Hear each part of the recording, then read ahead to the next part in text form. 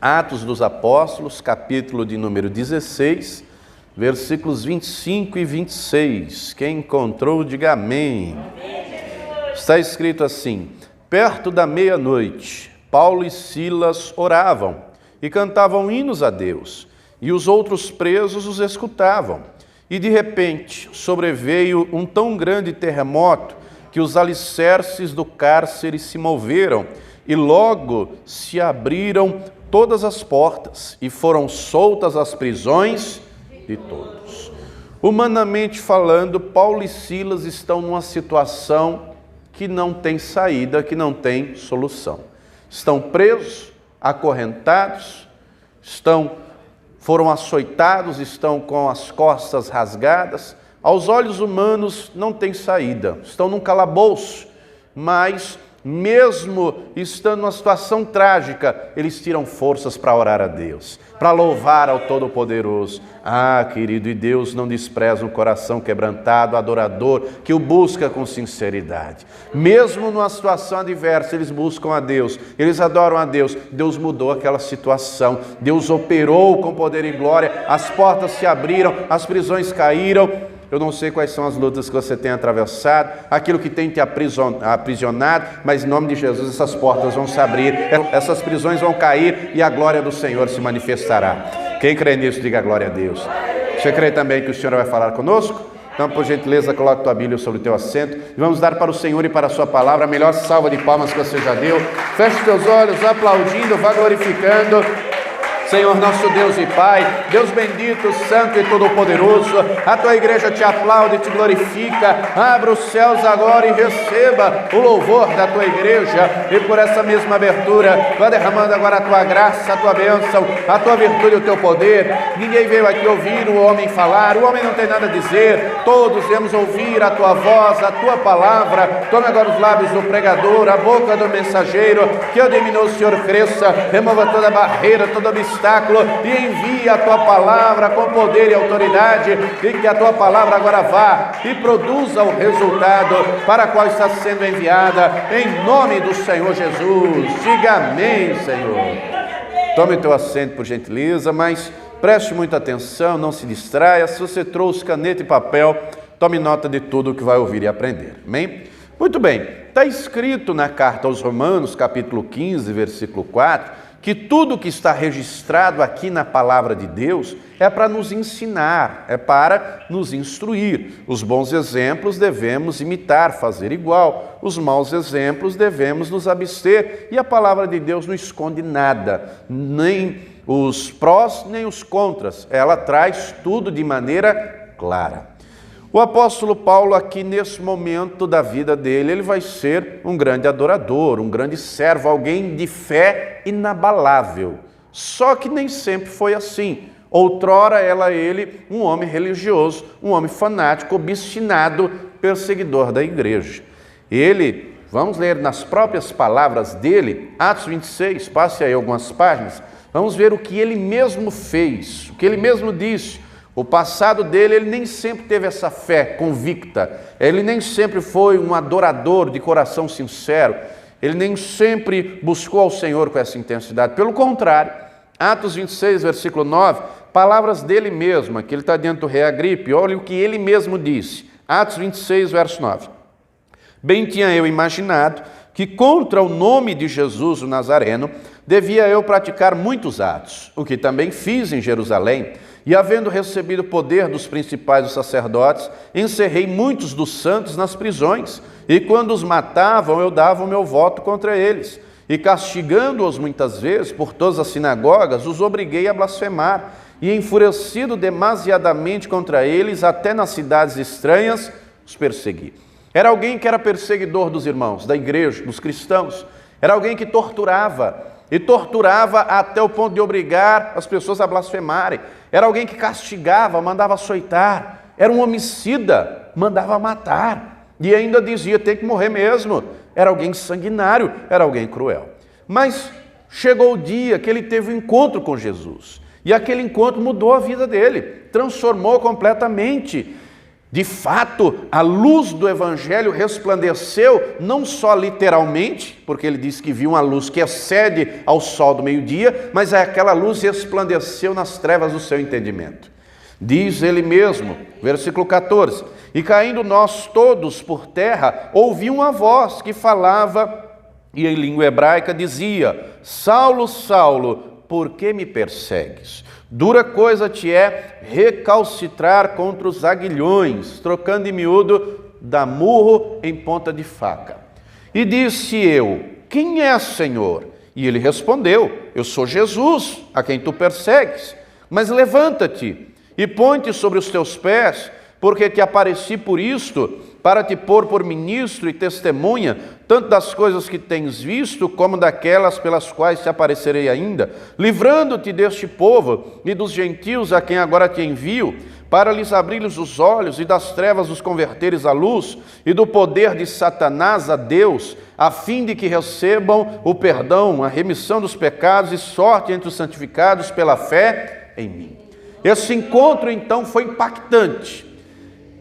Durante 3 dias ele não enxerga nada, ele vai para Damasco, na rua direita, na casa de um homem. Jesus fala com Ananias, envia Ananias lá, Ananias ora por ele, as escamas saem, os olhos se abrem. Ao 3º dia ele é batizado, Ananias impõe as mãos sobre ele, ele é cheio do Espírito Santo. E ele compreende o propósito para o qual Jesus o chamou. Ele não foi um perseguidor, ele não foi um açoitador, ele não foi um homicida, ele não incentivou o homicídio. Agora ele vai pregar a verdade, agora ele vai levar o Evangelho, agora ele vai levar a transformação de vida, agora ele vai resgatar as pessoas das trevas para a luz, agora ele vai tirar as pessoas das mãos de Satanás para o poder de Deus, agora ele será um anunciador do Evangelho. E ele compreende essa ordem. E ele já começa a executar de Damasco adiante. Faz a primeira viagem missionária com êxito, prega o Evangelho, e depois ele vai empreender uma segunda viagem missionária, conduzido pelo Espírito Santo. Vai ele e vai agora Silas. Junto com os 2 vai Lucas, junto com os 3 vai também Timóteo, uma expedição missionária de 4 missionários e 4 evangelistas. E eles chegam até uma cidade chamada Filipos. Nessa cidade de Filipos, eles foram conduzidos pelo Espírito Santo, como diz lá no início do capítulo 16, eles foram ao rio orar, foram ao rio para falar com Deus, o rio Gangites. E lá à margem desse rio tinha umas mulheres, talvez orando, a Bíblia não diz se elas estavam orando, se elas estavam lavando roupa, elas estavam lá. E à medida que Paulo foi falando, foi pregando, elas foram dando ouvidos. Dentre essas mulheres havia uma mulher que era empreendedora, vendedora de tecidos, chamada Lídia. E a Lídia vendia, diz lá Atos 16, vendia púrpura, vendia tecido. Ela ouviu a pregação, ela ouviu o Evangelho, ela creu. E ela e a família dela creram, e ela e a família dela foram batizados, foram transformados.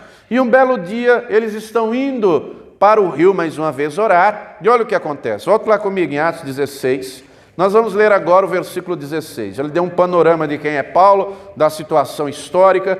Vamos continuar aqui na história, o que de fato aconteceu. Atos 16, versículo 16. E aconteceu que, indo nós à oração, Paulo, Silas, Timóteo e Lucas, nos saiu ao encontro uma jovem que tinha um espírito de adivinhação, ao qual, adivinhando, dava grande lucro aos seus senhores. Esta, seguindo a Paulo e a nós, clamava dizendo: estes homens que nos anunciam o caminho da salvação são servos do Deus Altíssimo. Olha só. Aqui no nosso texto, em português, está espírito de adivinhação. No grego, que foi a língua que Lucas escreveu, está escrito espírito de Piton. Piton, na crença deles, era um deus em formato de serpente, de cobra, não é? Era um deus do templo lá de Delfos. Na crença deles, ter um espírito de adivinhação era ser possuído por um deus. Só que, isso na crença deles, Paulo sabe que essa moça, ela é escrava 2 vezes. Ela é escrava do diabo, porque nela há um demônio, e ela é escrava de homens. O texto diz que ela dava grande lucro. Lembrando, amados, que a adivinhação é abominação diante de Deus, né? Está lá em Deuteronômio 18, a abominação, não só adivinhação, leitura de mãos e várias outras práticas que a gente vê até nos dias de hoje. Você já foi chamado alguma vez na vida por algum cigano querendo ler sua mão em troca de um trocado? Eu lembro quando eu era criança, nós morávamos em Santo André, E nós, na época, não tínhamos carro, né, meus pais, enfim, e nós temos familiares no Taboão da Serra, então a viagem era longa, aproximadamente 4 horas de condução. E aí íamos à estação em Santo André, pegávamos o trem e descíamos no Brás para fazer uma baldeação, né? Ou de trem, às vezes de ônibus, já direto sentido Taboão da Serra. E no Brás, eu lembro como hoje, tinha um monte de cigano. Deixa eu ler sua mão, deixa eu ler sua mão, me dê um trocado. E ali ele pegava a mão, olhava primeiro para a pessoa e dizia isso, aquilo e aquilo outro. E um monte de gente parava ali para a leitura de mão. Isso é pecado diante de Deus, isso é adivinhação, não é? E Deus abomina a adivinhação, não é? Também nós vemos, até nos nossos dias, você pode ver colado em postes, em muros, né? Mãe fulana de não sei do que, joga carta, tira sorte, búzios, tarô, painéis por aí. Tudo isso é abominação, tudo isso não vem de Deus, tudo isso é operação de engano, é operação de mentira, é o inimigo operando. Só que nessa situação aqui em específico, o inimigo, por incrível que pareça, o pai da mentira, fala a verdade, porque ele aponta para Paulo e para os outros 3 e diz: esses homens que vos anunciam o caminho da salvação são servos do Deus Altíssimo. Isso é verdade, eles eram servos de Deus. Quem é o caminho da salvação? Jesus Cristo. Ele é o único que disse: eu sou o caminho, a verdade e a vida. Eles falavam de Jesus, eles pregavam sobre o Salvador. Só que o diabo está usando essa verdade para, aos olhos de Paulo e Silas, os distrair, mas aos olhos dos demais que não conheciam a verdade, os iludir e pensar: adivinha mesmo, olha, essa adivinha é boa, esse espírito está nela, esse Deus está nela, é batuta, acerta tudo, não erra uma. Paulo tinha o Espírito Santo, ele tinha discernimento espiritual. Quando ele vê aquela situação, ele já vê de maneira clara, é um demônio. Por isso que ele vira para a moça, ele olha para ela e dá uma ordem ao inimigo, final do versículo 18, em nome de Jesus Cristo te mando que saias dela. Ele não fez entrevista com o demônio, ele não perguntou o nome, endereço, quem mandou, quem enviou, o que veio fazer, RG, CPF, ele não perguntou nada disso. Ele não perguntou nada disso, porque Jesus nunca fez nada disso, amados. Lembrando, para um melhor entendimento, no Novo Testamento é que as obras do inimigo são aclaradas. A gente não vê no Antigo Testamento ninguém expulsando demônio. No Antigo Testamento você não tem isso. No Antigo Testamento o livro que talvez fale de uma atuação direta do diabo é o livro de Jó, não é? O diabo lá na presença de Deus, querendo incitar, difamar a Jó. Tirando o livro de Jó, talvez uma outra passagem, quando Davi é cheio do Espírito Santo e vai lá Saul e ele toca a harpa e os demônios saem, mas não era Davi que abria a boca e dizia: eu te repreendo, Satanás, saia. Ali, ele cheio do Espírito Santo, ele tocava a harpa, onde a luz chega, as trevas saem, onde o Todo-Poderoso chega, o demônio bate em retirada. Mas o Senhor Jesus vem e ele com autoridade repreende, ele diz: sai, ele expulsa demônios. E ele vai mostrar a atuação maligna, inclusive em algumas doenças. Certa feita ele cura uma mulher que tinha as costas encurvadas e Jesus mostra que é um demônio. Não significa que toda doença é causada por demônio, compreenda. Naquele caso específico era um demônio que estava nas costas, um encosto. Jesus repreende, mas Jesus nunca faz entrevista com o demônio. Ele simplesmente expulsa, ele simplesmente repreende. A única passagem no Evangelho, a única, Jesus sabia, mas pergunta o nome para que os discípulos e nós soubéssemos, é no caso do Gadareno. No caso do Gadareno, ele sabia já, porque ele é onisciente. Ele pergunta: qual é o teu nome? E vão responder os demônios: Legião, porque somos muitos. Por analogia ao exército romano, legião era composta de 6.000 homens, ou seja, eram 6.000 demônios naquele corpo. É a única vez que Jesus pergunta, mas em seguida, imediatamente, Jesus expulsa, repreende, botou para correr. E aqui Paulo compreende isso. Não tem que fazer entrevista com o demônio, não, já repreendeu, a moça foi liberta na hora. E querido, querida, esse poder está à tua disposição, é o poder do nome de Jesus. O nome de Jesus é poderoso, é o nome que é sobre todo nome. Você pode crer, você pode confiar, você pode usar com autoridade. Ao nome de Jesus o inimigo sai, o poder está no nome dele. Lucas 10:19, ele nos dá poder e autoridade para pisar serpentes, escorpiões e toda a força do inimigo. A moça então, a jovem então liberta. Os donos dela, ela era um escravo, vê então a situação Eles veem então, como diz aqui o texto, no versículo 19, vendo os seus senhores que a esperança do seu lucro estava perdida, prenderam Paulo e Silas e os levaram à praça, literalmente os agarraram e os arrastaram até os juízes da cidade, na praça da cidade. Chegando lá, acusaram eles: olha, esses homens aí são judeus. Esses homens querem fazer aqui no nosso território, que somos romanos, práticas do judaísmo, que era vedado pela lei. Pela lei romana, o judaísmo era admitido nesse tempo como religião, mas não era permitido os judeus quererem converter os romanos ao judaísmo, que é o chamado prosélito. Quando você lê lá em Atos 2, da vinda do Espírito Santo, havia em Jerusalém muitos judeus, muitos prosélitos. O que era o prosélito? Era alguém que não era judeu, que se convertia ao judaísmo. Nesse tempo era vedado aos judeus evangelizarem os romanos para se tornarem judeus. Então, eles acusam disso. Paulo e Silas são presos. Antes de serem presos, o texto diz, versículo 22, e a multidão se levantou unida contra eles, e os magistrados, rasgando-lhes as vestes, mandaram açoitá-los com varas. E, havendo-lhes dado muitos açoites, os lançaram na prisão, mandando ao carcereiro que os guardassem com segurança, o qual, tendo recebido tal ordem, os lançou no cárcere interior e lhes segurou os pés no tronco. Eles foram violentamente açoitados, tiveram as roupas rasgadas, foram açoitados e açoitados com vara.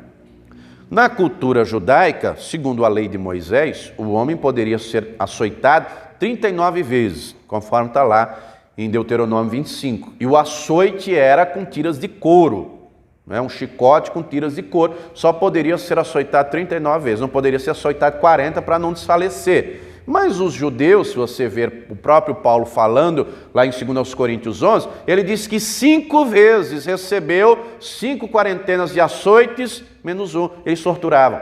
Eles não podiam matar os judeus, porque tinha um mandamento de Deus, não matarás, mas eles faziam sofrer, eles castigavam. Já os romanos não tinham essa lei. No açoitamento poderia açoitar até matar, e açoitava com vara. Alguém aqui alguma vez, quando era criança, já apanhou com varinha de marmelo? Dói, não dói? Imagine, isso que tua mãe, teu pai te deu uns açoites, com vara de marmelo. Imagine um homem açoitando o outro com vara.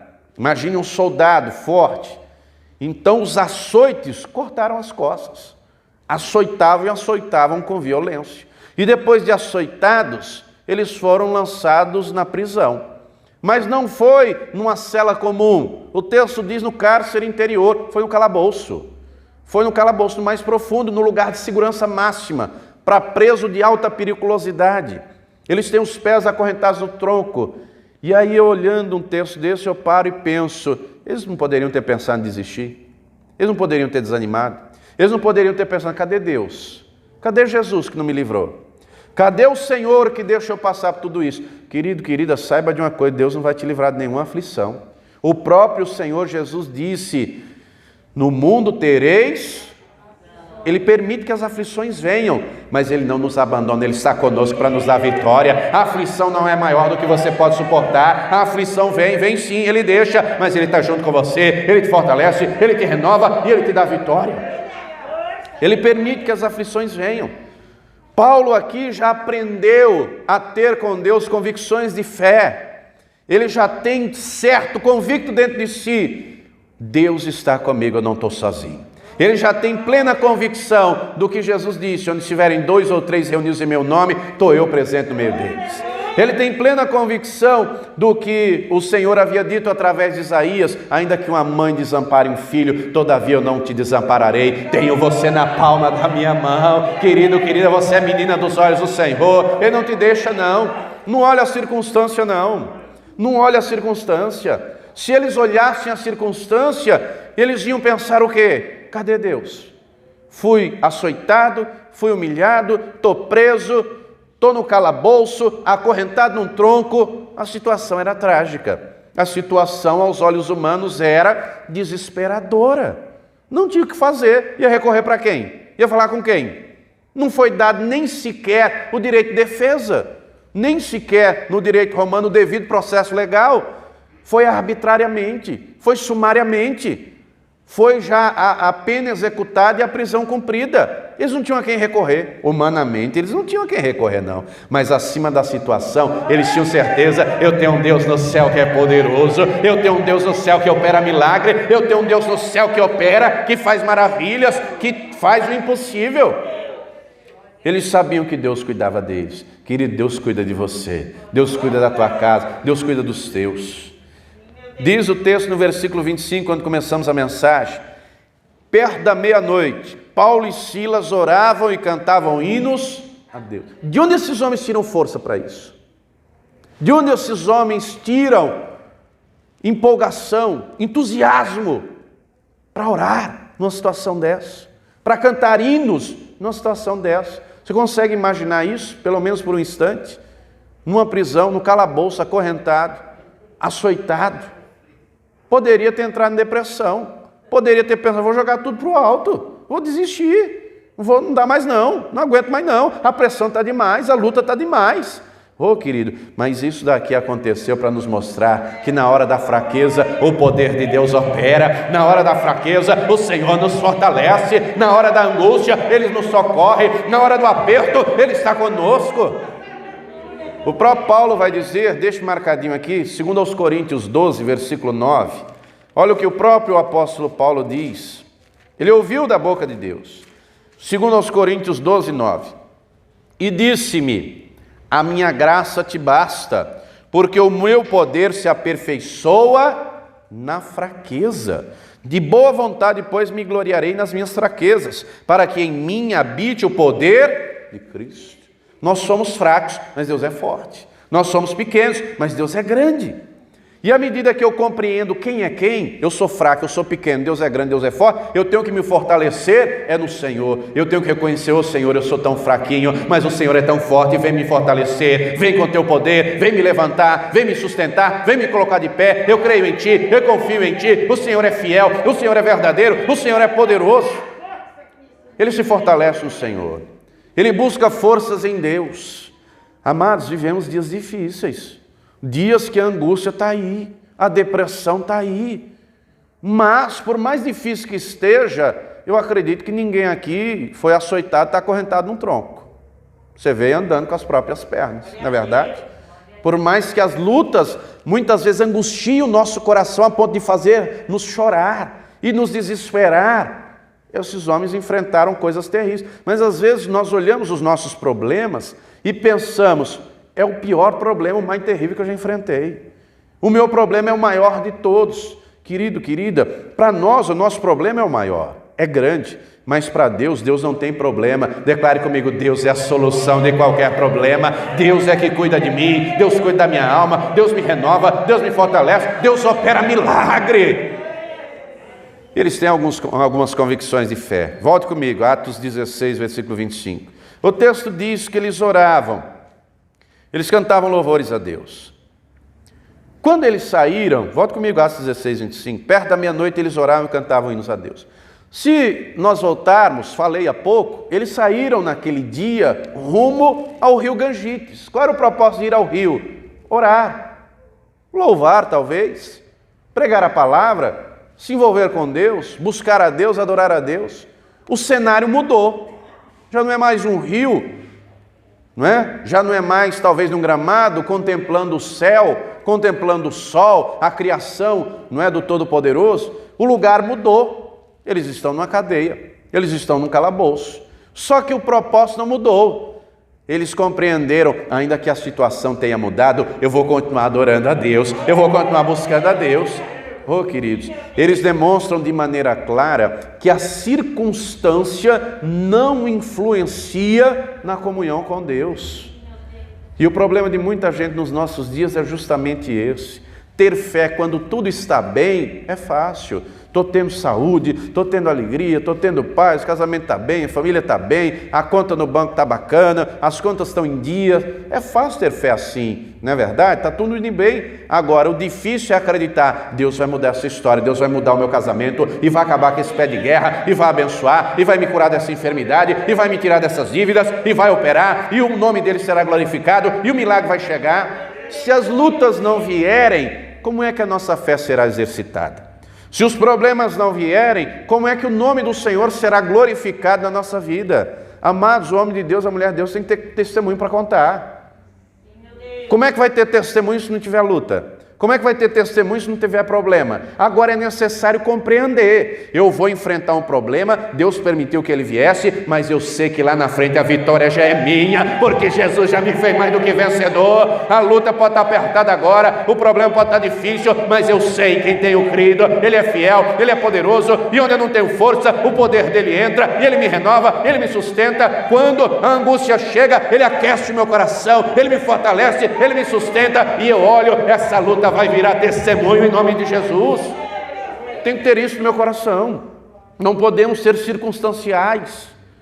Essa pandemia fez uma verdadeira peneira na igreja, uma verdadeira peneira, porque muita gente, infelizmente, que estava ali, não é, capengando na fé, acabou desfalecendo de vez, acabou desanimando de vez, acabou olhando o problema e achando que não tinha mais solução. Outro dia, pela manhã, me chega aqui ao término da reunião, me chega um cidadão perguntando, está tendo culto aqui? Eu falei, tá.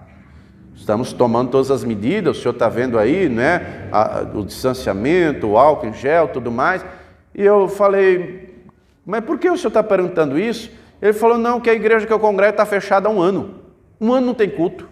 Um ano não abre, é só online. Eu falei, que coisa, não? Falei, se o senhor quiser vir aqui, passei os horários de reunião. Falei, a gente trabalha online também, né? Falei, você pode assistir na televisão, o pastor João Henrique Palharim, pode assistir no YouTube, pode me assistir no YouTube, mas se quiser vir, está convidado, fica à vontade, venha.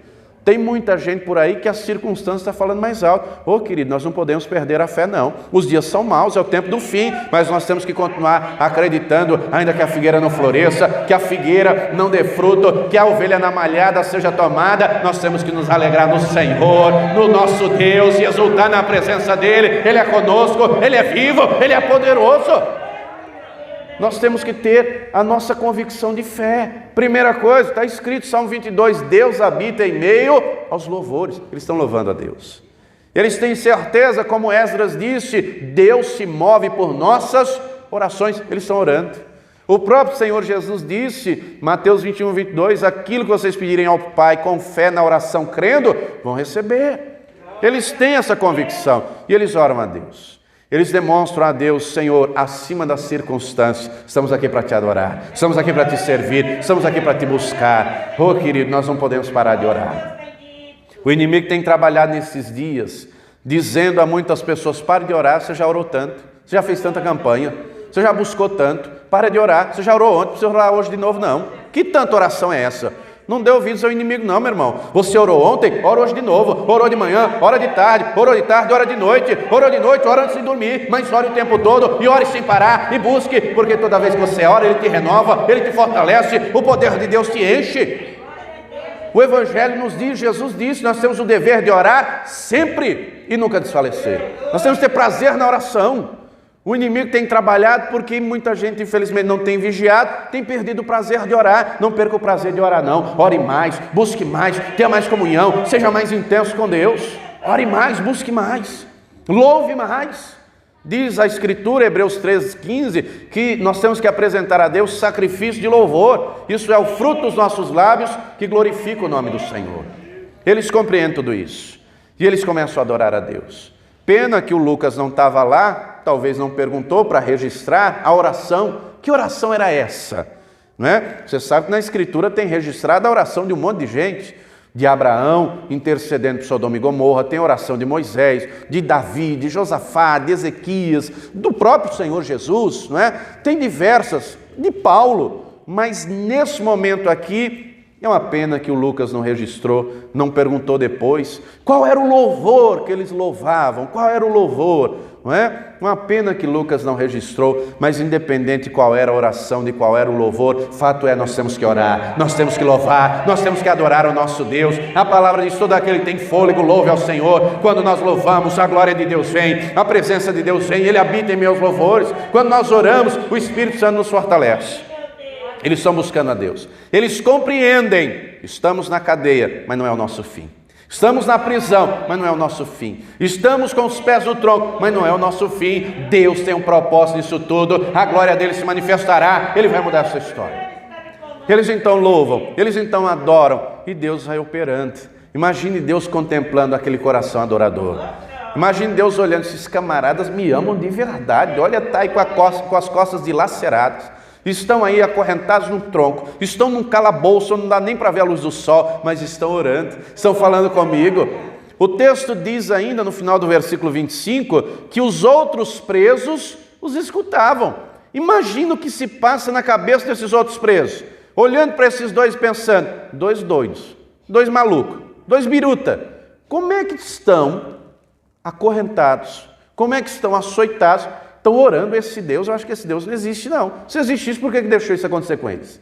Se existisse, por que essa situação veio? Oh, queridos, quantas vezes você já não ouviu isso? Cadê o Deus na tua vida que ainda não mudou essa história? Cadê Deus na tua vida que ainda não operou? Cadê Deus que ainda não fez o milagre? Querido, querida, Deus é fiel e poderoso, Ele chega no tempo certo, Ele age no momento oportuno, continua orando, continua buscando, continua louvando, a vitória já está preparada, saiba disso, creia nisso. Não deixe o inimigo roubar a tua fé, não. Então, diz o versículo 26, e de repente sobreveio um tão grande terremoto que os alicerces do cárcere se moveram e logo se abriram todas as portas e foram soltas as prisões de todos. Ah, meu irmão, Deus vai abrir as portas na tua vida. Ele é poderoso para soltar essas prisões, Ele é poderoso para realizar milagre, Ele é poderoso para fazer o sobrenatural. Creia nisso. Essa luta que você está passando tem um propósito, e sabe qual é esse propósito? É se tornar testemunho para o nome do Senhor ser glorificado. Creia, Ele é fiel para operar na tua vida. Paulo e Silas sabiam que o propósito era o evangelho crescer, era o nome do Senhor ser glorificado. Depois que as portas são abertas, as cadeias caem, os presos, ninguém foge. O carcereiro pensa em se matar, Paulo brada de lá, não mata não, não se mata não, estamos aqui. E o carcereiro crê, e ele pergunta, o que eu tenho que fazer para ser salvo? E a mensagem já está na ponta da língua, crê no Senhor Jesus e será salvo tu e a tua casa. E o carcereiro creu e levou eles para casa, e a família dele creu e foram batizados, e o nome do Senhor foi glorificado.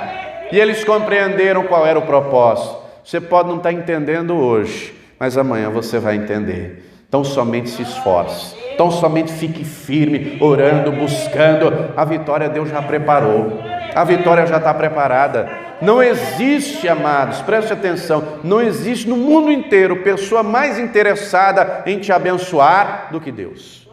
Não existe. Deus é o maior interessado em nos abençoar. Só que nós temos que conservar a fé no coração. Nós temos que perseverar. Aonde as nossas forças não alcançam, o poder de Deus entra em ação. É só buscar, o poder dele vem sobre a nossa vida e nos enche e nos reveste. E se você crer, esse poder vai te revestir e vai te encher e vai te levantar e vai te fortalecer, e você vai caminhar com Deus e vai orar mais e vai buscar mais, e a glória dele vai se manifestar. Se coloque de pé, por gentileza, vamos orar. Vamos falar com Deus. Quais são as lutas que você tem travado? É contra uma doença? É no casamento? É na alma? É contra a depressão? É um problema financeiro? Quais são as lutas que você tem travado? Se as lutas não vierem, como as vitórias chegarão? Se os problemas não chegarem, como os testemunhos acontecerão? Então é necessário olhar com a ótica da fé. É necessário olhar com olhos espirituais. Deus está comigo, Ele não me deixa. Eu vou fazer a minha parte. Eu vou continuar orando, eu vou continuar buscando. O poder dEle vai me fortalecer. O Espírito Santo vai me encher, vai me renovar, e eu já venci pela fé. Nós temos que fazer a nossa parte. Nós temos que buscar. O Senhor vai te encher, Ele vai te revestir. Quais são as lutas que você tem travado? O que é que tem angustiado a tua alma a ponto de você chegar a pensar em desistir? O que é que tem lhe acometido a ponto de você não ter forças? Você não veio aqui hoje por acaso, não. O poder de Deus vai te encher, o Espírito Santo vai te revestir, porque você é escolhido, Ele te escolheu, Ele te chamou, Ele te nomeou, Ele é contigo. Você é menina dos olhos do Senhor. Abra a tua boca e vá orando, vá falando com Ele, vá abrindo o teu teu coração agora, vá orando, não ligue para a pessoa que está à direita, à esquerda, à frente ou atrás, não ligue para o pastor que está aqui no altar, agora é você e Deus. Paulo e Silas não estavam preocupados com os outros presos, eles queriam era orar, era buscar a Deus, era adorar a Deus. Então vá orando, vá buscando, porque à medida que você ora e abre o coração, Ele traz refrigério à tua alma. À medida que você se derrama na presença dEle, Ele te renova, Ele te fortalece. À medida que você reconhece a sua dependência dEle, o poder dEle vai te fortalecendo, vai te enchendo, vai te renovando.